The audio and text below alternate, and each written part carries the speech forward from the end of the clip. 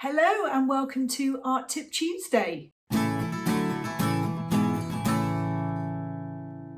Hi, I'm Sam and my aim is to help other pencil artists to grow in skills and confidence and to feel the benefits that regular creative practice has on health and well-being. Today I'm going to be showing you how to create glassy eyes, my favourite part of any drawing, and it's an area that really brings the drawing to life. It's usually where I start and I find it just gives the drawing life and it encourages me to keep going. And so this is how to get rid of the graininess and to add the detail and to create realistic looking glassy eyes. I'm beginning as I always do with an outline. I always go with my dark sepia, going around the details like the pupil and all around the edges, just to make sure that I'm mapping things in and I need to. I'm adding some cold greys just to soften and to work into the highlight, and then going in with the black to really define them. Now I know I've got the lines in the right place.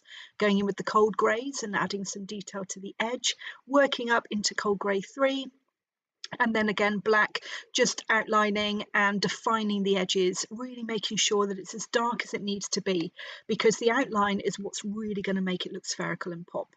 I'm going into the highlight and adding some details of the little trees and the clouds, and then going in with the yellow and starting to add a base layer with this light cadmium yellow and going in with the orange on top. So what you're needing to do is build up through the layers of colours, going from light to dark, to slowly get rid of the graininess, going in with the darker cadmium yellow. You can see it's still quite grainy, and now going in with the earth green yellowish, because there's quite a lot of green within the owl's eye. But I'm building up slowly using small circles, a light hand, going in with the cadmium orange around the edge and the caput mortuum, just to add some of the details in, making sure that you're getting all those little flecks and little changes in colour within the iris of the eye. I find the luminance pencils, this cadmium orange here, really great way to blend any graininess, making sure that we are darkening around the edges of the eye where the black part is, because that's what's going to make it look really round, spherical and glassy. Adding some more green with the earth green yellowish, going in with the lovely terracotta. You can see I'm going in with a few layers around the edges where there's a shadow from the eyelid above, and then going in with the lovely Naples yellow just to soften and blend with a slightly darker colour. I'm darkening up with the my beloved dark sepia colour under the upper eyelid again, so there's shadow here, and then I'm adding a little bit of blue into the reflection in the eye. There's some skies, some trees, darkening up the green to make sure that that pops, and then I'm blending with the Naples yellow again, going in with the caput mortuum, just if there's any of those details that have been lost, by adding those lighter colours on top, and the lovely terracotta as well to darken around the edges. Now going in with the black. I don't always go in with the black, I usually build up through the greys, but this was a really dark pupil, and if I need to add any depth, I don't want it to look flat, I can always go over with some blue on top, but on this occasion I don't really need to do that.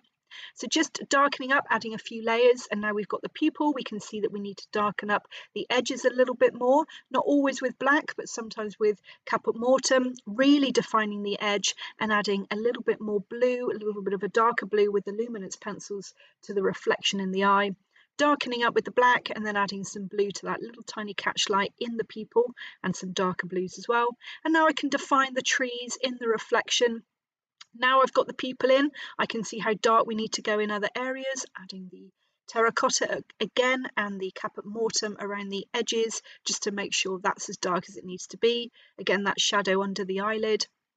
Into the corner of the eye needs to be really dark, and adding some more cadmium orange with the luminance pencil, some more earth green yellowish just to define those greens, making sure we are blending, and adding a little bit of the light grey into the highlight to blend there, caput mortuum, and then blending with the yellow again, making sure it's softening the pencil strokes and we haven't got any graininess left.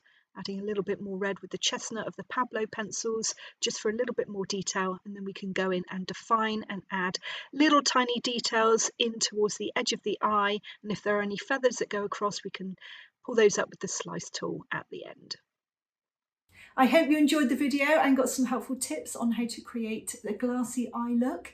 If you have any tips that you would love to share, I'd love to know in the comments below. Please don't forget to like and subscribe if you enjoyed this video and would like to see more. And I really look forward to seeing you next time. Bye for now.